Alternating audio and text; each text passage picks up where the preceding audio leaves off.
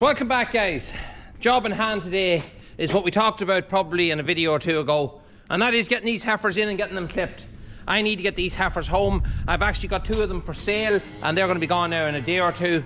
Man already has them bought. Our cows, I'm after moving in here now. Remember they were in the backfield, but I found that they were tramping a lot in the backfield. They were coming towards where the trot was and were standing there for several hours before I'd come over, and they were just making a little bit of a mess. So we have them now in our silage field. Bigger area, but 15 acres there to play around on, but I'm finding that they're still hanging about along the fence here and starting to make a mess. Because they want to shout over at their friends here in the shed. They know they're in and they want in, and they will be in a couple of days' time. Hence the reason I'm over here this morning and getting this job done and out of the way. Now that we have a good crush to work on here. One day I will have a crush like this at home. I've already got plans to put a crush in, but I'm doing the majority of the work on myself along with other jobs. Several other jobs that I have, but I will get through them all. I always do. Just everything has to have its time and place. I have my quad full of stuff here just in case. I've always bring spares, dosing equipment and things. Bring 2 of everything. I have my battery clippers and I have my electric clippers, which I'm probably going to end up using. You want to know what I'm using? Well, there it is there, if you can make it out. Co.opp, what are they? Co.opp Super 3000.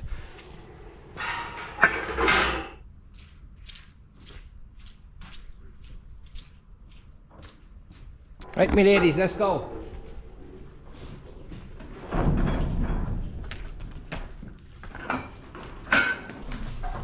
Come on. I'm going to do my best to film this. Not easy. On your own, filming it and handling the cattle and getting the whole job done at the same time. So I'm going to do my best. You have to bear with me. But we have our first 5 cattle in. The rest of them are behind here waiting patiently. Well, waiting. I'm going to set up the clippers now and we're going to get straight into it. Tramadol 10% is what we're using today. Just a basic worm and fluke drench.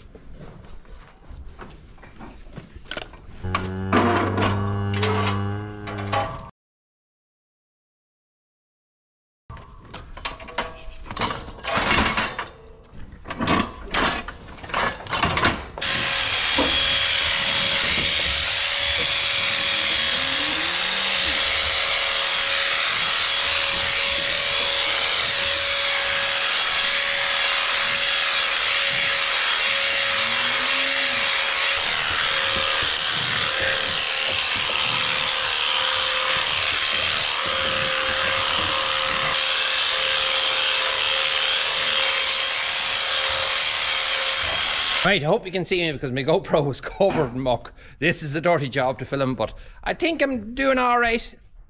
We'll see. Notice the amount of battery clippers. I've been clipping the last 4 heifers with our battery clippers because my Co.opp just blew up in my hand. That's the second time they blew up. A little puff of smoke just came out of it and I knew straight away what that is. I had them reconditioned about 2 years ago and I'm not going to do it again. I spent a few pounds on them getting them done that time. I'm not going to do it again. I'm just going to get rid of them. I'm going to buy another set of clippers. But these here have really surprised me. I was running these down as just for doing tails, but I'm after doing 4 heifers there on a single battery, and there's loads of life still left on the battery, and they're much easier to work with. The fact that they're a lot lighter and having no cable, I absolutely love them. I'm flying through these ones. I'll just show you what they're like. I don't know how long the battery would last, but you know what? If I could get 5 or 6 cows done at home with one battery, I would definitely buy a few batteries and go with this the whole way. Because another thing I've noticed is the Co.opp have a filter here on the side which is forever clogging. Bit of a design flaw as far as I'm concerned. These have stayed nice and cool. The list top would nearly burn the handsy at times. Another thing I've noticed, the clipper blades are completely different. They're for clipping animals that have a lot of dirt basically built up on their hair. I don't need to clip that actually that tight, and I found these are handier. You're not clipping just as tight, but you're doing enough. As you can see here, here's the pet. She's behind me now. Now, there's a lot of hair sitting on top of her back, but if she stays quiet here for a second, which she will, that'll just come off. It's clipping her nice and clean. I'm happy with that. It mightn't look great on the camera, but there's not a huge amount of hair on her, and when she gets home now, that whole old hair will fall off. That's what always happens. It'll start to fall off now once you cut the top, and in about a month's time you'll not know her. She'll be a nice shine of her, and she'll be an awful lot cleaner. So I'm happy with that. I'm happy with them results.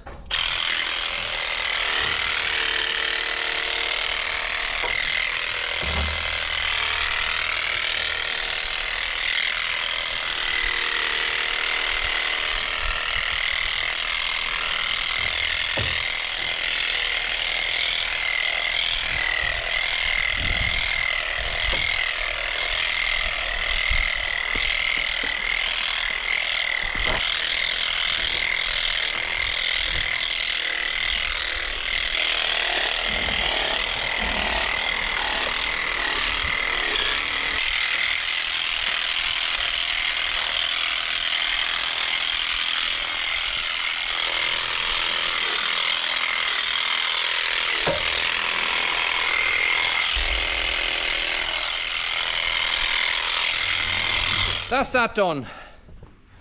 You can see the heifers there now. It makes a big difference. I don't know if you can make it out on the camera. It can be a bit dark on the GoPro, but it does clean them up an awful lot. It makes a difference at night and day. A lot of people would ask me, who aren't from the farming community, people actually think it's cruel even to clip animals' hair. It's actually the opposite way around. The benefits are huge. It keeps the animal nice and cool. Because remember, an animal doesn't sweat just the same as we do. They get it hard with that coat on, especially a winter coat, because the winter coat's kind of designed for cattle to be laying outside. It protects them from that. But when you bring them inside, much warmer, they're not exposed to the elements.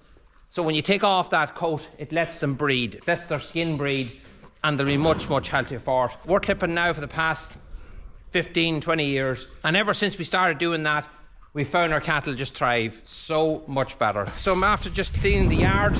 Sort of. Mightn't look that clean, but it is cleaned. Ready for the next job, and the next job will probably be bringing these girls here in, clipping and dosing them as well. We don't, by rule of thumb, do it straight after they come in. We leave them for about a week, maybe 2 weeks. Just allow them to acclimatise in the shed first before we run them up, not to shock the system too much, because if you put them in, shave them, put them straight into the house, they're going to be cold. So give them a little bit of time to adjust to being inside, and then go ahead and do it. But that's it. I'm off home now. I'm going to start doing the dry cows at home. Get them all done and dosed as well. I'm not going to bother filming that. It's the same thing all over again. You've seen enough of that, and it's a dirty, dirty job, and it's not always easy. My camera here at the minute is plastered. So we'll skip on past that, on to the next job. Right, so that was probably filmed around Monday, I think, Monday or Tuesday. Now it's Saturday. Nicole's over there hiding in the corner behind the wee tractor, which is actually doing a little job for me. But we're going to be bringing the heifers home now because the weather has changed. It's got really, really wet. It's got cold as well, but we've had a lot of rain the last 2 nights, and fields are really wet now, so it's time to get them young calves into the house and off the ground, because they're only starting to make a mess now. We're going to bring these heifers home. We're going to put on the cattle trailer on the 54. I don't put the Jeep on the cattle trailer when I went over there that often now, because the road is flooded. It's always flooded, and it's not flooded with water. It's flooded with an old kind of a boggy, real dirty water. It's hateful to have to go back and forth across it. I have gone on to the council a lot of times about it. All it needs is 4 or 5 loads of gravel just to build the road up in a certain area. Things would be great then. It would just give us a bit of comfort, but it's fallen deaf ears, so I don't think we're going to get it done any time in the next few years. And that boggy stuff absolutely stinks. And my wife just takes the Jeep to do runs as well with it, and she even remarks every time I go over to the farm, the stink of it is unbelievable. So we go on the tractor today. We get it all done on the tractor. These are dry cows. You can see here maybe from the video before, I'm not sure if I showed them. They're all clipped now. These cows will all be calved before the end of the month. So we're going to move them up a little bit. We'll move a separation gate that's here up to here, and then we leave this section for our heifers to come home. You like the camera woman there, Nicole? Not really. Great. The sun's in my eyes as well, it's not happening. Go.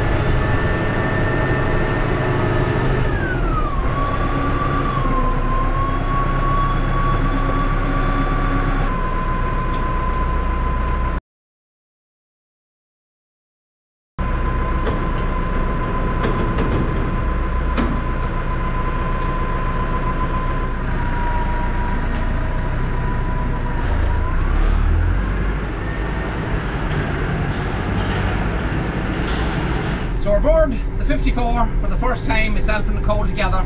Nicole, what do you think? I love that it has a passenger seat. That's a big plus. Oh, passenger seat. Yes. Nicole had a sit before in the case behind me. There's a toolbox in the back of the case, and that technically is your passenger seat. And very awkward having to get in now, especially Nicole. She's got a lot bigger now than she was first when we showed her on this channel, but yeah, I think that's a big plus. And this tractor has a bit of a bounce in it because of the loader having no soft ride, definitely, and that's something we will fix. I forgot to mention that in our first video. We will be putting a soft ride on this loader very, very soon.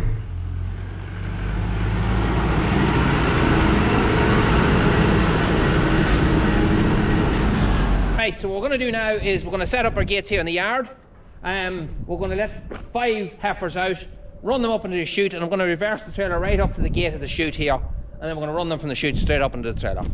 Should in theory work. It's worked before, and we have an old gate over here that we use to kind of make up the difference gap between the two. So that's what we're going to do, so let's get at it.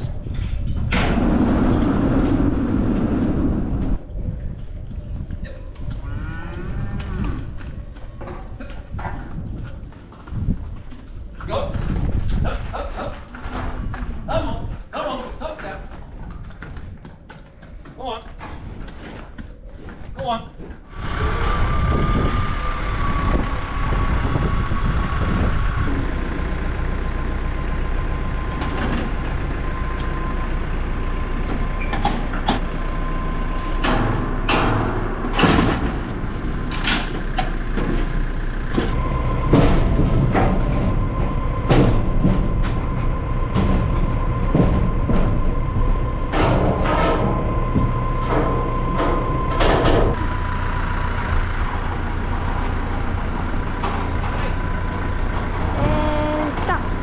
We didn't get to film that just quite so well because Nicole had to hold the gate for me here. We were just putting a piece of string to keep this thing from springing back closed on us. When one element goes up, you need to keep at it and get it done because they'll come out as quick as they go in.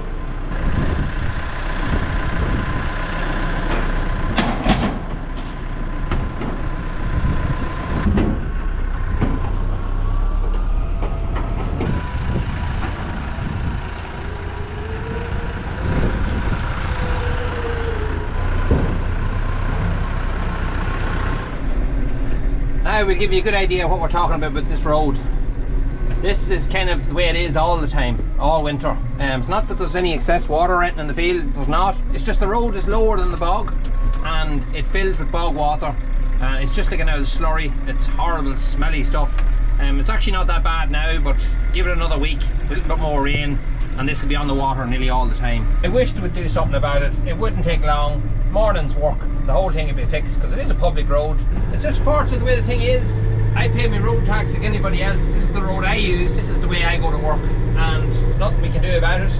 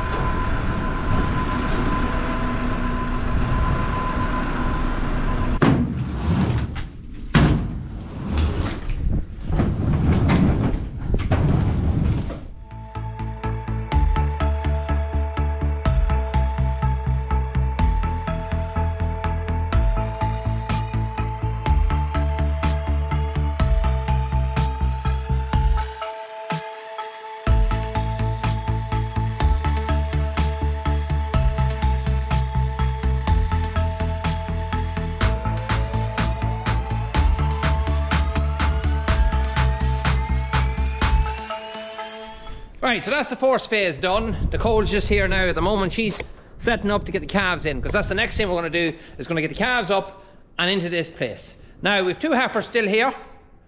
These 2 heifers are the ones that are going to be sold. They actually are sold. We're just waiting for a man to come and pick them up. He might be coming this evening yet, or if not, he's coming in the morning. So what we're going to do with them for now is we're going to just bring in the temporary gate, the division gate, and put it up and keep them away from the calves, just up in this area here, and then we put our calves in here. And as soon as they're sold, we take that gate away and we let the calves have the whole house. There's me the gate there, and trust me, that thing is every bit as heavy as the other one.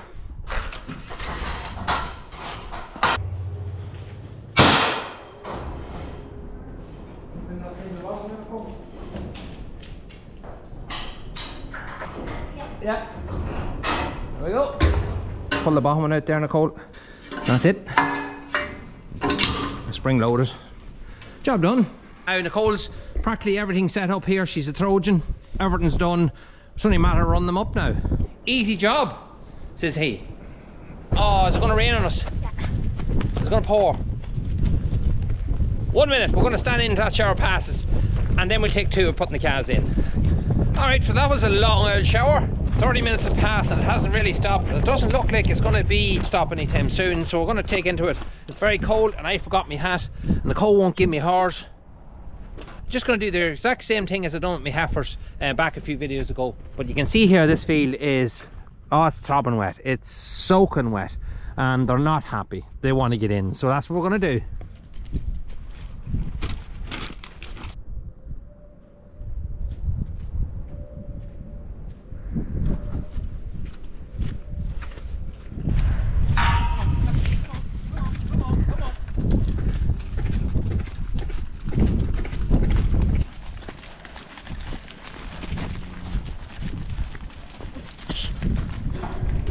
That's all.